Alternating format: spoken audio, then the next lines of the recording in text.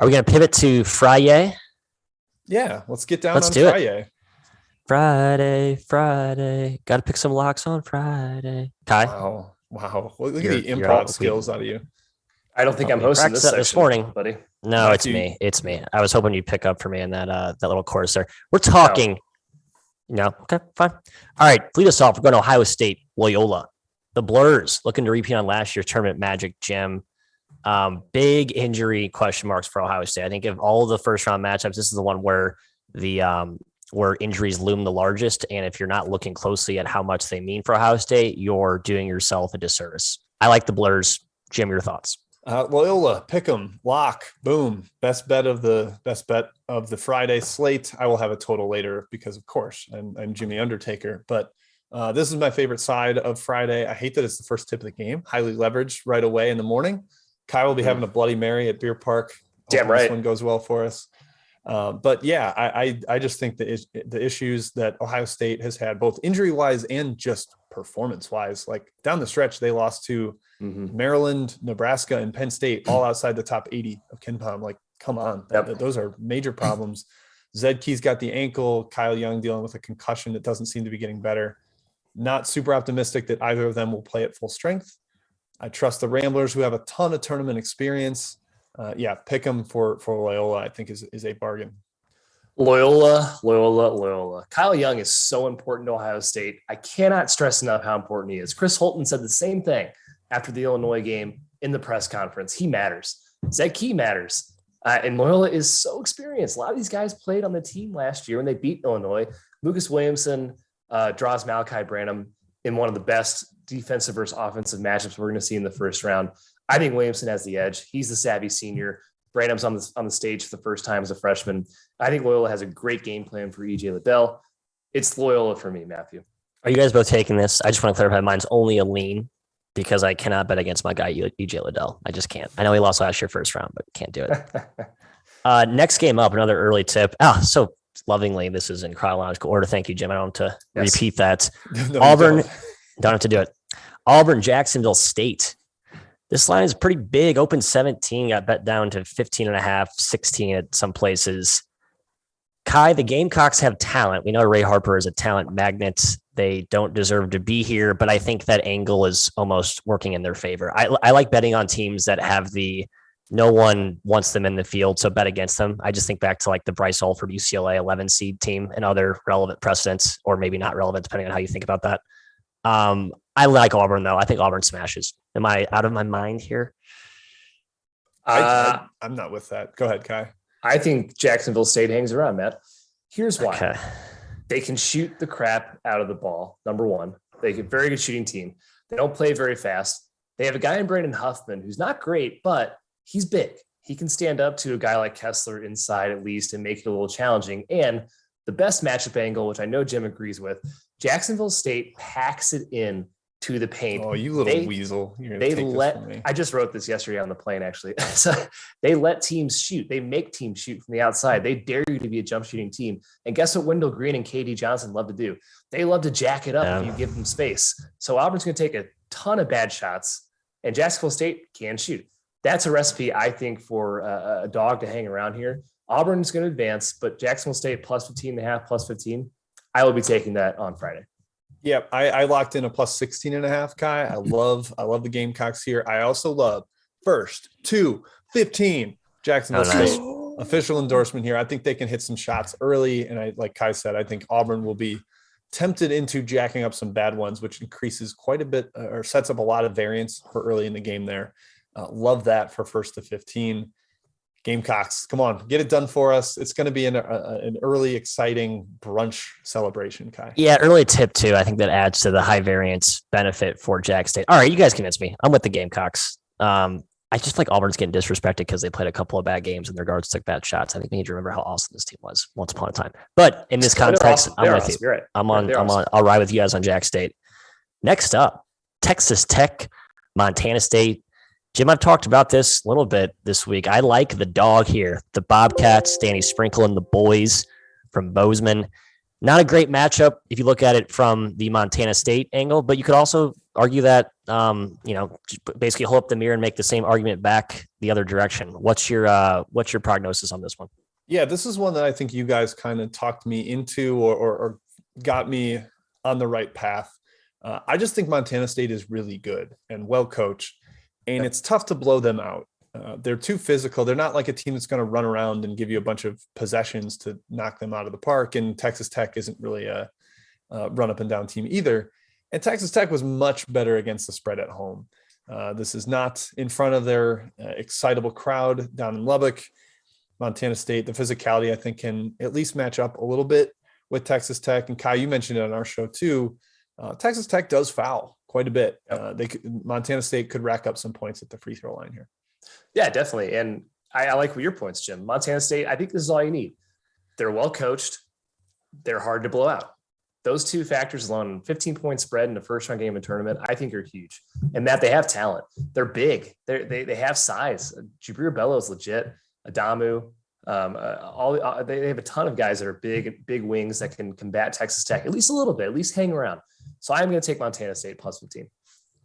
That's where I'm at. Plus 15, Montana State. The British Bobcats. They got 3 starters from our motherland across the pond. So if you have English descent in you, or you just want to, raise a glass and drink with our allies across the pond, this is the bet for you. It's all out there. Next matchup, we're going to Purdue Yale. This is one of a couple where the dog, in my opinion, Kai, just kind of got, hosed or just slotted against a really tough spot. And I think it's going to be over in a hurry. We saw Azar Swain go super nuclear in that Ivy championship game, but against Purdue, I don't know how you stop Zach Edey and Trayvon Williams. They just don't have the bigs to do it. Well, Yale didn't get hosed. Yale got overseeded. This was supposed to be Princeton. The committee just went like this when the Ivy tournament was happening. Yeah, Saturday, Sunday games meant nothing to them. A couple of bracketologists have noted it over and over, like the results were ignored. It didn't matter. Yale should be on the 15 line. So if you look at it from that lens, okay, Yale's overseeded. Some people think Purdue's underseeded. I disagree. They should be a 3. But Jim, the size difference here, it's so massive that it's just hard to ignore. I love Jones, the coach for Yale. Heck, I like Yale in NCAA tournaments. They have a history of being pretty damn good in the first round, but this team is not nearly as good as those teams. Azar Swain is going to have a matchup issue. Purdue minus 15.5 will be on my ticket. Yep. This is kind of like the Kentucky St. Peter's one. And they're funny. They're right by each other in the bracket, but I just think the favorite owns them. I thought this with Purdue against Little Rock back in whenever they played. So did I.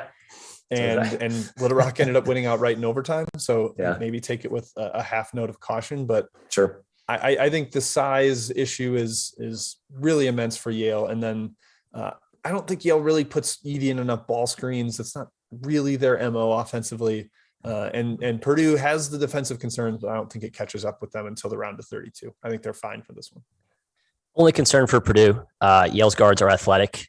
They can pressure a little bit, and Purdue's had some issues taking care of the basketball recently, which is surprising. I don't get why this roster has issues to take care of the ball, but they have materialized, and Trayvon Williams is always a little bit erratic with his decision-making too. So Purdue could gift Yale opportunities. I just don't see it. I think they go inside on repeat and smash them right in the mouth. All right, we continue to cruise along here. Villanova, Delaware, the Dylan Painter Bowl, baby. Kai, does the former Villanova recruit, top 100 recruit, Villanova defector get revenge against Wildcats, or do Wildcats smash? I think they smash, right? This is another one of those games where I'm having trouble with in terms of a side. I'm really confident on a lot of these, but this one I can't really figure out, Jim. You got Delaware as a very, very experienced team. I think they're well coached in Inglesby. I just don't think they have the juice to take on Villanova. I mean, Painter couldn't even get on the floor for this team. I know this a couple of years ago he's gotten better, but it says something to talent discrepancy here. And Jair Davis, despite how good he is, I think Jermaine Samuels or Slater is a perfect matchup for him. He's going to have an issue scoring. Yep. We talked a little too on our show, our 3-man weave pod, about how Delaware's defense was improved. Guys, I dug it a little deeper. It wasn't improved. Their opponents shot 19% from 3 in the CAA tournament. 4 for 23, 4 for 23, and then I think 4 for 19 or something. Thanks. Like that's why they succeeded. I think that is not going to repeat against Villanova, who just is coming off a poor shooting performance at Madison Square Garden. I think they're better in this one. I'm leaning towards Villanova, and I think their defense really frustrates Delaware, and the Blue Hens struggle to score in the half court. So lean to Nova, lean to the under. Yeah, we just need Nova to erase some of those scoring walls we've seen them go in. I think they've been in position to put games away recently. They just haven't done it. Jim, I love your point on the Delaware defense. I was about to cite that, but thank you for debunking that with some actual data and evidence. That's why we're a great team at this organization. Yeah. Nothing profound for me here. Just want to clarify that. Kai, next game, USC, Miami. The Canes versus the Fighting Andy Enfields. I've been backing Mr. Enfield from a futures perspective, as I talked about earlier. I'm also backing him in this game. I think the spread's very short.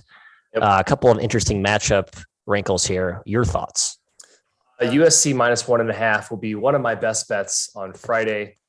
And I've said it multiple times. I don't like USC. Okay. I don't like them. But I think they're a huge matchup advantage against Miami. The size edge obviously is huge. Big guards too, man. Drew Peterson's a killer. And USC's backcourt has plenty of defensive options to stop the Miami guards. Also, Jim, Miami's not really a willing shooting team. They tend to want to score inside at the rim. Yes. You cannot do that against USC. It's not possible. Mobley's a problem. Miami also has the worst defense in the Larinaga era this season. USC is not a giant on offense this year, but Miami has no resistance. So I think USC -1.5 is a great bet. I do too. And it's weird that we're all on the Enfield side because that's definitely not a tradition in our particular organization, but USC could out rebound them like 45-28. I think that the gap in the big men and in the paint is much larger than the gap in the guards. And Kai, I think what you're saying about how Miami likes to get to the rim to score with their guards more than they like to actually hang around outside and shoot, that's a problem because Mobley can protect the rim. Chavez Goodwin's a solid interior defender. I just don't like the matchup for Miami. I think they benefited from running through a bad ACC. They got a lot of wins in the ACC, a couple big road wins. USC, while they were in the Pac-12 and it has a little bit of fraud to them, they're better than Miami. So I'm with you, Trojans. Yeah, Jim, on the opposite, you talk about why Miami might be overrated. I think USC is underrated because of the injuries they had in a brutal COVID condensed schedule that sort of took them out of the national spotlight. They had some questionable losses in the Pac-12, and I think we wrote them off. But I'm with you. I think the week off is just what the doctor ordered for this team. Andy covers, make it 8-1, baby. Keep the streak rolling for us. Yeah, USC's won, 9 straight games or 8 straight games against teams that aren't UCLA or Arizona, aka like the cream of the crop. Miami, Florida isn't quite that good. So, all right, next on the outline, Alabama versus insert winner here. I mean, I think we can pretty much let's I guess holster the potential matchup. Talk the first 4 planned winner here, which will be. I'm blanking on who this matchup is. I'm sorry. Rutgers Notre Dame. I like Rutgers, Jim. Rutgers. Go. Yep. I think the physicality causes a lot of problems for Notre Dame. But Kai, I think I like the under even more. I said it with Indiana, Wyoming. I think Notre Dame is very compact defensively, and they will throw out some zone looks to kind of preserve their depth. And Rutgers is bad against zones. They're a poor shooting team unless Ron Harper is like really on fire. And then Rutgers defensively is physical enough to slow down and bother Notre Dame. So under is definitely what I prefer there. And I think either team, whoever wins, is going to give Alabama some problems. Yep. Defense beats offense. I would say most of the time in tournament settings, especially the NCAA tournament. Rutgers, when you think Notre Dame, you think soft, frankly. And Rutgers is anything but that. So I think they have an advantage here, Jim. Blake Wesley, who guards him for Rutgers? Caleb McConnell, perhaps. I think there's some McConnell's a very good defender. McConnell Definitely McConnell. Yeah, swallow him up. He's like a semifinal top 10 for National Defensive Player of the Year. Yeah, let's be honest. Terrific. Neither one of these teams deserves to be here, but I would say Rutgers deserves to be here more than Notre Dame. I will take Rutgers, and I will take Rutgers against Alabama in the next round.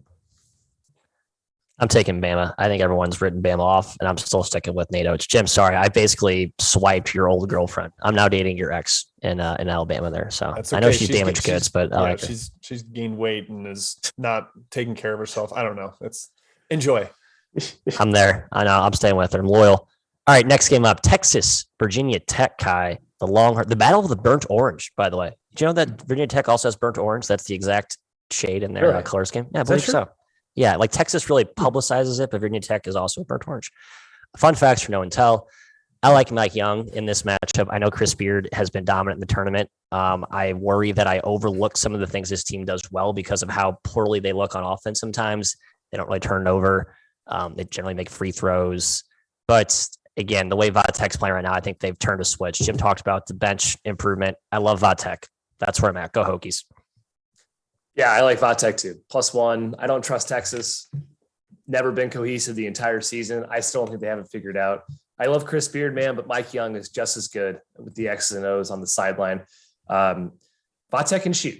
It's been a theme throughout the games you talked about: Vermont, South Dakota State, Longwood. Teams that can shoot are teams I want to bet on in the tournament, man, because nothing spells variance like 3-point shooting. And they're hot right now. Obviously, just won the ACC tournament. They're going to be a popular pick to win this game, but I don't care. Virginia Tech for me, Jim, +1.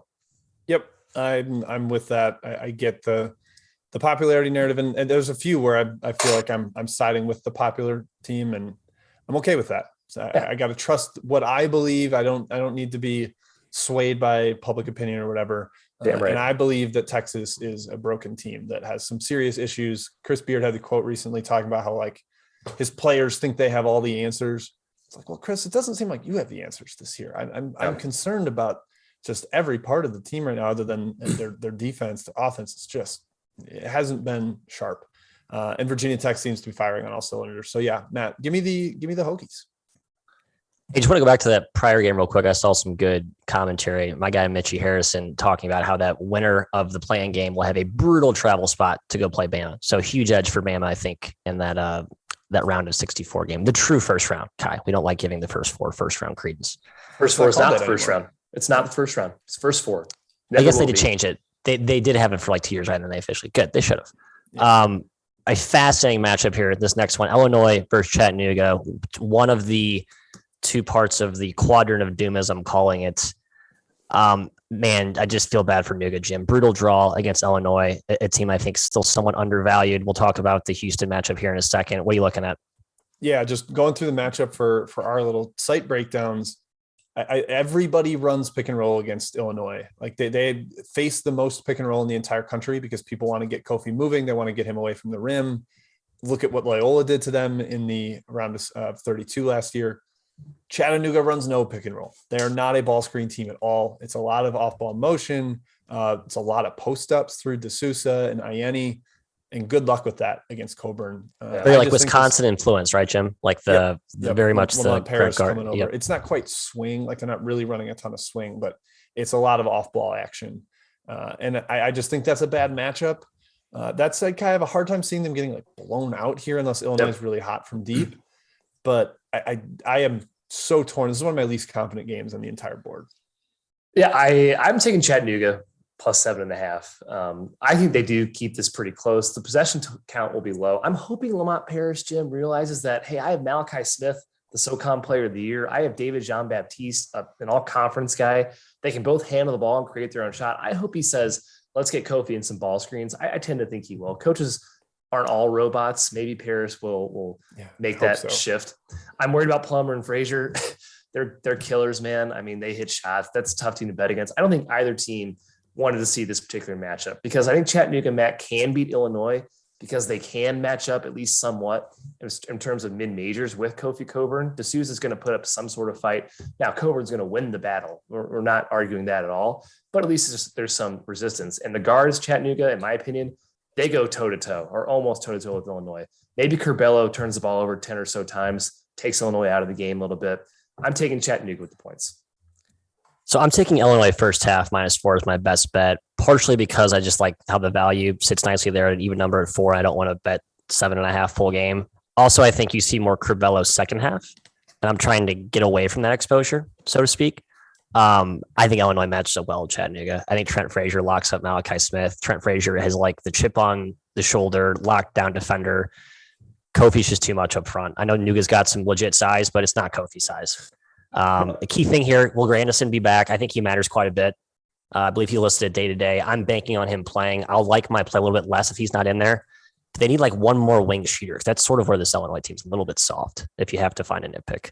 Can I do one thing on Frazier real quick? Because you absolutely can. Now he's getting all his attention as one of the best slept on players in the country. Such a great, and I agree with this, but I forgot which game it was recently. Late in the game, he made so many dumb mistakes in a huge game in the Big The Ten. one against Indiana where he threw Indiana was bad. people in the front Indiana row. was bad. I was like, this is the Trent Frazier that's supposed to be the clutch player, senior leader guy that leads them. Like, that's kind of a concern, man. If he's still making those kind of bonehead decisions, I don't know, man. I think it's possible he could lock up against a guy like Malachi Smith.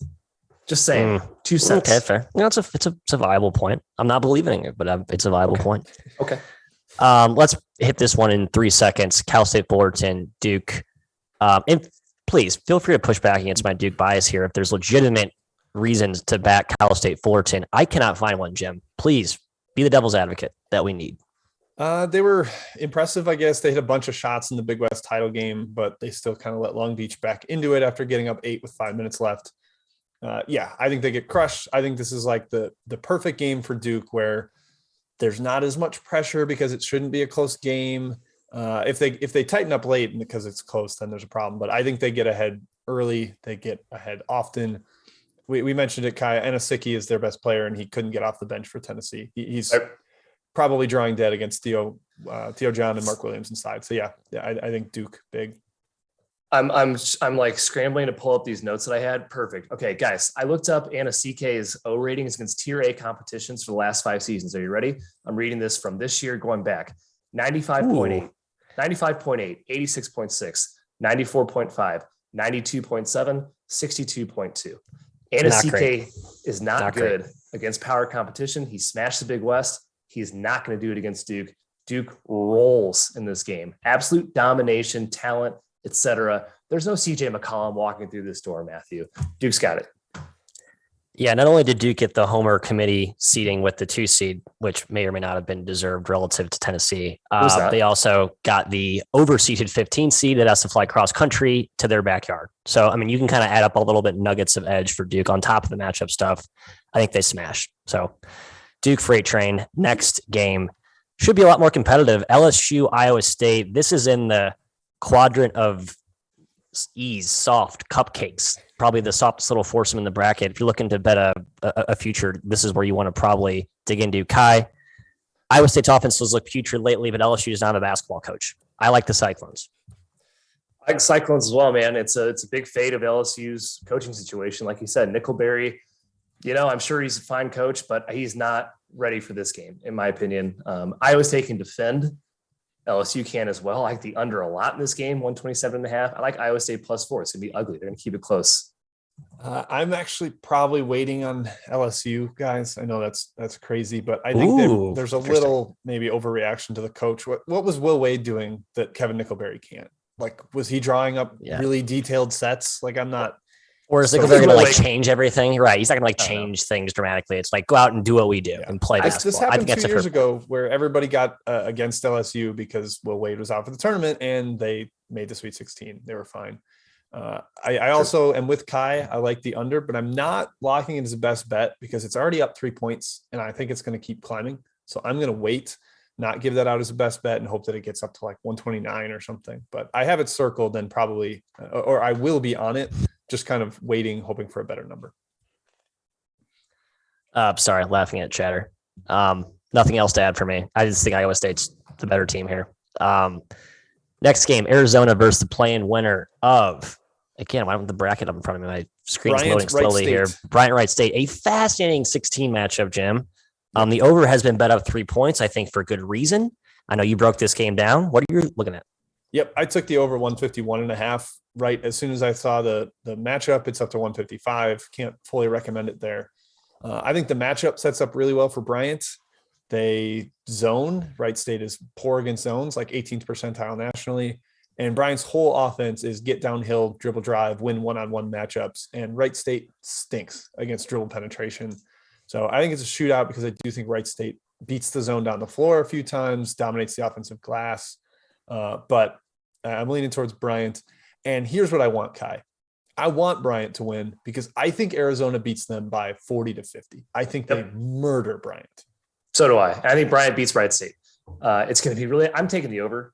I don't care what the total is, man. Name it. It's going to be 90. It's going to be 90-80 or something like that. It's going to be such a high scoring game. So I'm going with Bryant here. Wright State in a playing game. is hilarious. Preseason Horizon favorite. I mean, this is just unfathomable to me, but they deserve it. Their resume is there. They were fourth in the Horizon. Get out here. Bryant, what is my lean net? Yeah, I think the return of Hall Elias is pretty huge. 8 blocks. 8 blocks. He Against had like Wagner. 6 in the first half when they got up 38-6. It was just they couldn't score inside. Like, I'm worried about Basili just feasting on the offensive boards, especially when Bryant goes zone. But man, I mean, Elias is awesome. I mean, he just completely changes that defense, and he missed a good chunk of the conference season for the Bulldogs. Let's keep cruising.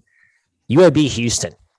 Man, another tough draw for what seems like a very popular Cinderella pick in the Blazers. Kai, will you be blazing up with Andy Kennedy in this first round duel with Kelvin Sampson and the Cougs?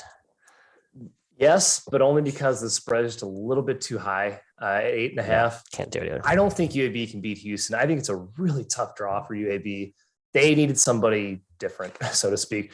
Houston's not going to let them score in the middle. It's just not happening. So it's a lot of Jelly Walker. Can Jelly Walker score 30 points and make a ton of shots? Absolutely. Kind of hope he does it because that'd be great fireworks. But I think it's Houston's game, and I'll be teetering on 8.5 for a while. Yeah, I'm hoping it comes down a little further, Kai, because I saw an opener or two that were higher than this, and it got bet down a hair towards UAB. I'm hoping to get 8 or 7.5 if I'm lucky. I think Jelly Walker can launch, but Houston has big guards. Like Tajay Moore is long. That's going to be a difficult matchup for him. Even you can throw Kyler Edwards and Jamal Shedd, and even Ramon Walker, the freshman, has been really impressive to me just in the way he like makes hustle plays, gets offensive boards. I think he'll be a scrappy defender for Jelly. So rotating guys on him, he can only hit so many 30-footers, and Houston will eat on the offensive glass. So I'm leaning Cougars. As much as I wanted to be a UAB guy this tournament, it's probably Cougars for me. I typically bet my numbers more diligently in the tournament. I'm a slave to my numbers. I'm tethered to them, Kai. I have to bet them. I think it's too high, but the matchup concerns are very real. So I did not take the Blazers. I think the referees have a big factor. They play a big role in this game. Similar to the IU Wyoming matchup, I think the whistle will be a big determinant. It should be a physical one. UAB has more quad 1 wins than Houston. There's a stat, another one from VSiN. Yeah. Which, I think works against their favor. All right, next game, Davidson, Michigan State. I was on Sparty, and I looked at myself in the mirror, and I said, man, you can't legitimately make a viable case. Jim and Kai have properly shoved me in the corner and have convinced me to ride with the Silver Fox, Mr. Bob McKillop. Tyson Walker is very much up in the air for this one, who was awesome down the stretch for Sparty, Kai. But A.J. Hogarth was awesome without him. That's kind of a key injury point guard personnel situation there for Michigan State. What do you think? Davidson +1 best bet, folks. Lock it in. They're winning this game. No Tyson Walker / hobble Tyson Walker is just bad news. Michigan State's offense is not good enough to consistently pound Davidson. Who creates for this team if Walker's out? Is it Hogarth? Okay, Hogarth cannot shoot. So back off Hogarth. Let him shoot. Hauser, Brown, catch and shoot guys. Brown's not creating off the bounce. Brown, Hauser, and Christie, all of them, and Hauser 100%, 95% and above assisted threes. None of them can shoot off the bounce. It's all catch and shoot. Now, Davis is not the best defensive team. I'm not too worried about Michigan State exploiting too bad. On the other end, Jim, Davidson offense should score at will. Brakovic can bring Bingham away from the rim, play 5 out. He can punish other posts when Bingham's out of the game. I think Hung Jung Lee is a matchup issue. Boyer's not a Big Ten guard. He's something, I suppose, of a point guard. And Jim, Tom Izzo's lost in the first round like 6 times. So is McKillop. He's been seeded 13 and below. I like Davidson here a lot. Yep. I love Davidson too. This Michigan State team just doesn't have it. That they have a high 3-point percentage, but Kai, I love how you're discussing it. They don't create great shots unless their point guards do it for them. And they're both a little bit banged up. Davidson will have a pretty solid plan defensively. Now, Izzo, I think the motion, he could disrupt that some with their physicality, but Davidson just has shooters everywhere, like really good shooters, not just guys that, will put up a couple. Lee and Jones, if you're not near them, they can make 8 threes in a game. They're that deadly. I like Davidson quite a bit. The Foster Loyer revenge game is whatever. That's fine. I don't really buy that narrative, but I just think this Davidson team is better than Michigan State right now. Yeah, and Davidson, I think, is better defensively too than people I think people may be seeing like a very generic Davidson team that can't guard their shadows, but it's much improved on that end. And Michigan State's offense, heavily relying on second chance points, heavily relying on transition. I think Davidson's smart enough to take away both. So, yeah, I don't know why I was so married to my Sparty initial lean, but I've officially done a 180 as I have a few times with these. I assume matchups. Your number was telling you to bet. It was. I think it's a little bit. I think Sparty should be favored. Anyway, next game, Kai. They are favored, Wisconsin. Matthew. Or sorry, they should be favored by more, I should say. Okay. Wisconsin Colgate. My Raiders. There's been no bigger supporter of this program in the NCAA tournament than myself. They burned me last year against Arkansas, thanks to Jeff Woodard's little man taunt of was that Devo Davis, whoever the hell that was. Anyway, I love this matchup for Colgate, Kai. I think they are a deep dark horse as a 14 seed because of the draw and because of the way they can shoot it. Are you not buying into that? Sounds like you're not. I might take Colgate plus 7.5. The shooting is a big reason. I have to stay consistent here. They can keep it close, but I again, don't be shocked if Wisconsin makes a run here, man. I really buy into this experience. They're going to have the best player on the floor in Johnny Davis. And if you stop Nelly Cummings for Colgate, I think that's cutting the head off the snake. And I think Wisconsin can do that. So I'm leaning towards Wisconsin. It's going to be a low possession game. There could be a lot of variance, especially with Colgate shooting. But yeah, I'll probably take Colgate on the number, Jim. Yeah, I think the number's ideal for Colgate. The matchup's great because they're not going to get out athleted. Johnny Davis is a major concern, and he'll be healthier than when he threw up a 3 for 19 stinker in the Big Ten tournament. But I think Colgate's shot making, the fact that they're not going to get pressured or super worn down on the offensive glass is a great matchup for them. Matt, you mentioned earlier in the show, location specific angles. This is a night game in Milwaukee. There are going to be some drunk Wisconsin fans here.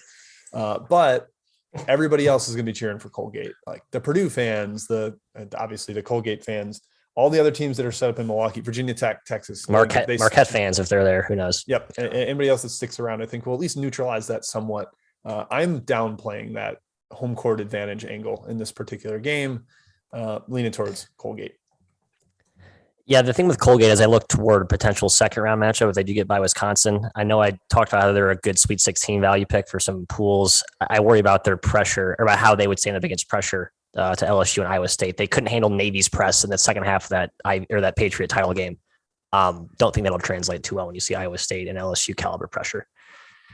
All right, we got one last game to hit here on the Friday rundown. Seton Hall TCU. Get your boxing gloves on, Mr. McCann. It will be ugly. I like the Horned Frogs, plain simple. In the battle of grown men, where do you lean here? Yeah, I'm trying. I actually didn't write down the line in this game. Pardon me, guys. Hall -1, total. It's right around pick. Yep. I like TCU at pick. I don't love the matchup because Seton Hall was basically praying for a team that doesn't really hurt them from the outside, that tries to bully and get people to the rim. That's what TCU does. Seton Hall is probably like, good, we can defend that. Without Bryce Aiken, I think Seton Hall is a real issue scoring. TCU really defends. They scrap on the boards. Jim, I think TCU has a big offensive rebounding edge. We talked about how Seton Hall loves to go for block shots, leave that weak side open for offensive rebounds. Love TCU's length across the board. I'm going with my Horny Frogs. Yeah, the interior defense for Seton Hall is incredible, especially when Obiaga's on the floor. Their 2-point percentage defense is outrageous. But the offensive rebounds will be there for TCU. So I'm leaning towards the Horned Frogs. But I haven't given it out yet. I'm sure people are wondering where it is. It's the under. It's the under, the Friday under the day. Seton Hall, TCU. I think it's a war inside. Not a ton of efficient jump shooting on the court here. And since Aiken got hurt, 12 of Seton Hall's 15 games have gone under. They've become the defensive identity that we anticipated in the preseason. And I buy that again here. So yeah, under 130, Matt. That's my final best bet of the opening round. Love the under. I think I lean TCU. Again, Mike Miles is the difference there. Both teams are basically football teams. The difference is that TCU has a dynamic guard that can make shots and Seton Hall basically doesn't because Bryce Aiken is MIA at the moment. All right, quick recap of best bets here, gents. I'll go to Kai to start us off. Mr. Mustache. Toretto takes. Yes, my two for Friday, Matthew, were Davidson +1 and USC fight on the Fighting Trojans -1.5. Beautiful. Mine were Loyola Chicago Pick'em against Ohio State, and the Seton Hall TCU under 130. That's what I'm riding with, Matthew. Illinois, first half -4 because second halves don't matter. And I trust Kofi and the boys to put it on Chattanooga. I'm still pissed they stole it away from my guy, Bob Ritchie and Furman, but that's neither here nor there. Gents, that concludes our Friday segment here. Schedule update for rest of week. Jim, you have this down. Pat, don't you? I'm going to throw it to you here on the spot here. Sorry, I don't have the notes in front of me. Gotcha. Thank you. These will re-air as separate shows Thursday and Friday, on Thursday morning and Friday morning. And then we will be back live at the normal time on Saturday and Sunday, 11:15 a.m. Eastern, bright-eyed and bushy-tailed after a couple of nights in Vegas. Don't you worry, folks. We'll be ready to rock. So that is something to look forward to. Make sure you hit the like button on the way out. Almost to 100 likes. Let's get up there. That'd be wonderful. But yeah, we will see you live again on Saturday and Sunday. Enjoy Thursday and Friday. It's going to be a wonderful couple days of